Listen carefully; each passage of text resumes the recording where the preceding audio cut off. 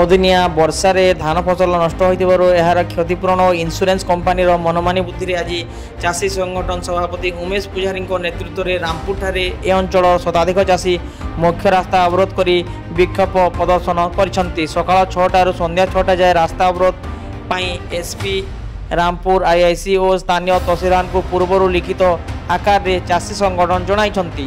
ସୁବର୍ଣ୍ଣପୁର ଜିଲ୍ଲା ଡୁଙ୍ଗରିପାଲି ବ୍ଲକ ରାମପୁର ପ୍ରାଥମିକ ସେବା ସମବାୟ ସମିତିର ବିଭିନ୍ନ ଚାଷୀ ସଂଗଠନ ଶତାଧିକ ଚାଷୀ ଆଜି ଏ ଆନ୍ଦୋଳନରେ ସାମିଲ ହୋଇ ତହସିଲଦାରଙ୍କ ଜରିଆରେ ସୁବର୍ଣ୍ଣପୁର ଜିଲ୍ଲାପାଳଙ୍କୁ ଏକ ଦାବିପତ୍ର ପ୍ରଦାନ କରିଛନ୍ତି।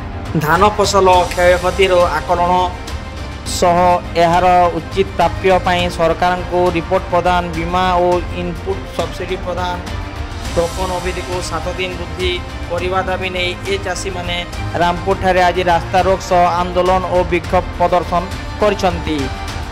ସୁବର୍ଣ୍ଣପୁର ସିଡିଏ ଓ ଏଡିଏ ଓ ସ୍ଥାନୀୟ ତହସିଲଦାର ଘଟଣାସ୍ଥଳକୁ ପହଞ୍ଚି ଆନ୍ଦୋଳନକାରୀମାନଙ୍କୁ ବୁଝାସୁଝା କରି ଆସନ୍ତା 8 ତାରିଖ ଦିନ ଏ ବିଷୟରେ ଆଲୋଚନା କରି ସମସ୍ୟା ସମାଧାନ କରିବୁ ବୋଲି ଲିଖିତ ପ୍ରତିଶ୍ରୁତି ଦେବା ପରେ ଆନ୍ଦୋଳନକାରୀ ଧାରଣାରୁ ଉଠିଥିଲେ। ଅପରାହ୍ନରେ ରାସ୍ତାରେ ଯାନବାହନ ସ୍ୱାଭାବିକ ଭାବରେ ଚଳପ୍ରଚଳ କରିଥିଲା।